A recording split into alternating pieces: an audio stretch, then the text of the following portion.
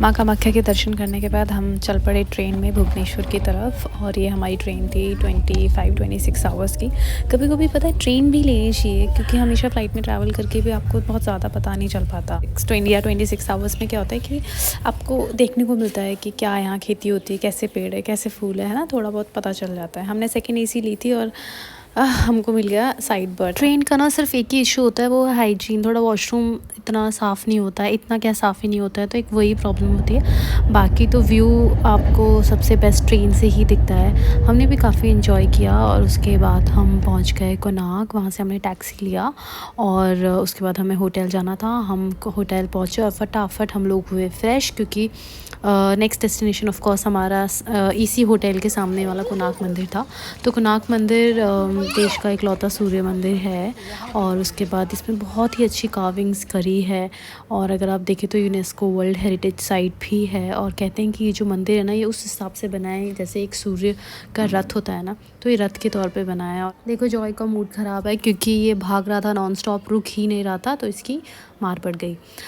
Coming back to Konark मंदिर, ये बहुत ही ब्यूटीफुल मंदिर है। इसकी कार्विंग्स बहुत ज़्यादा ब्यूटीफुल है। अगर आप देखें वो पीछे जो पहिए दिख रहे हैं, व्हील्स दिख रहे हैं, वो टाइम को शो करते हैं। और कहते हैं कि पहले के योगीज़ ना इस पे टाइम कैलकुलेट करते थे।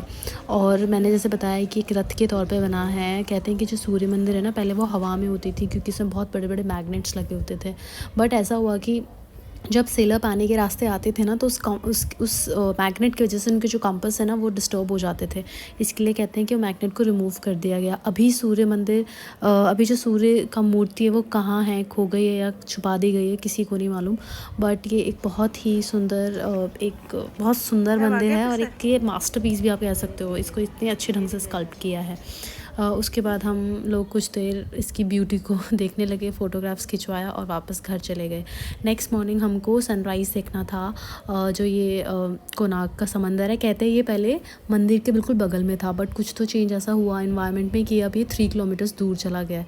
तो हमने सनराइज़ को एंजॉय किया और फिर हम लोग वापस होटल में आए और हमने थोड़ा बहुत खेला कूदा, क्योंकि वहाँ पे अच्छी जगह थी। तो जॉय को भी हमेशा वही, उसके पास इतनी एनर्जी है, वो कहाँ निकालेगा अपनी एनर्जी, तो उसके साथ थोड़ा भाग दौड़ किया।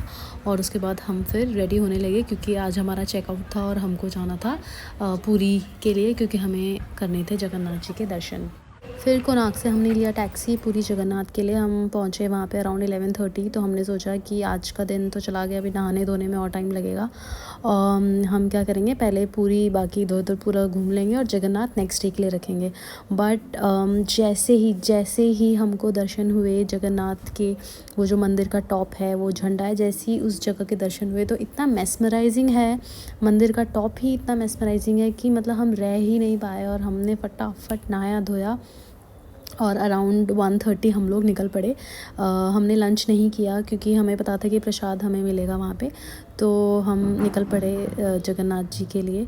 और फिर वहीं पे हमको रास्ते में कोई पांडा मिल गए, तो उन्होंने कहा कि आप 200 में अगर आप दर्शन करना चाहते हो क्विकली, तो हम आपको दर्शन करवा देंगे। तो फिर हमने वैसे भी कामाख्या में हमने 12 घंटे वेट किया था, तो हमने सोचा था कि इस बार हम लोग केयरफुल होंगे और पांडा के साथ में ही दर्शन करेंगे। तो आई थिंक इट्स बेटर, आपका टाइम भी बच जाता है। हमने पांडा कर लिए और उसके बाद फिर हमारा सफ़र वहाँ से शुरू हुआ, वो हमको लेकर के गए। उसके बाद हम गए, वैसे ना मंदिर से पहले ही बहुत सारे शूज़ और ये अपने साथ कोई बैग वैग लेकर आता है, मोबाइल फ़ोन्स, वो रखने की बहुत सारी जगह आती है, लेकिन मंदिर में ही है, फ्री में हम लोग वहाँ रख सकते हैं। तो हमने वही किया, हमको पांडा लेकर गए थे वहाँ पे।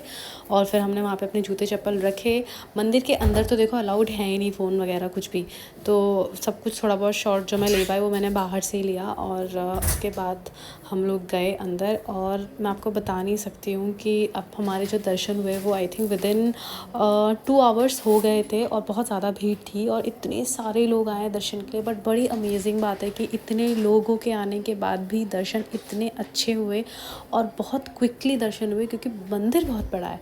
अब क्योंकि हमको दर्शन करने में इतना ज़्यादा मज़ा आ गया, हमने कहा भाई हम तो नेक्स्ट डे भी जाएंगे। मॉर्निंग में मैं और मम्मी निकल पड़े सुबह दर्शन के लिए। और अगले दिन तो हम हमारा दर्शन आई थिंक 1.5 घंटे में ही हो गया था। और बाकी जो छोटे मोटे मंदिर थे जो हमने नहीं कवर करे थे, जो कि ऑब्वियसली जगन्नाथ जी के प्रांगण में ही थे, वो भी हमने कवर किए। बहुत ही ज़्यादा मज़ा आया। फिर हम वापस घर में आए और इस बार हमने बिना पांडा के दर्शन किए थे। और उसके बाद फिर हम घर में आए, हमने खाना वाना खाया और फिर हम शाम को फिर निकल पड़े दर्शन करने के लिए। तो हमने टोटल 3 बार जगन्नाथ जी के दर्शन करे। मैं तो बस यही कहूँगी कि आप ना रह नहीं सकते हो, मतलब मन करेगा कि बार बार उनको देखें। तो इतने सुंदर जगन्नाथ जी का स्वरूप है इस मंदिर में कि मतलब आपको एकदम आपके अटेंशन को कैप्चर कर लेता है। तो मैं जितने भी तारीफ़ करूँगी वो कम होगा, इसलिए मैं इसको इसमें ही एंड करना चाहूँगी कि हमारे दर्शन बहुत बहुत बहुत ही आउट ऑफ द वर्ल्ड रहे। और मैं सबको सजेस्ट करूँगी कि ज़रूर वो एटलीस्ट इस धाम की तो ज़रूर यात्रा करें। बाय, हरे कृष्णा।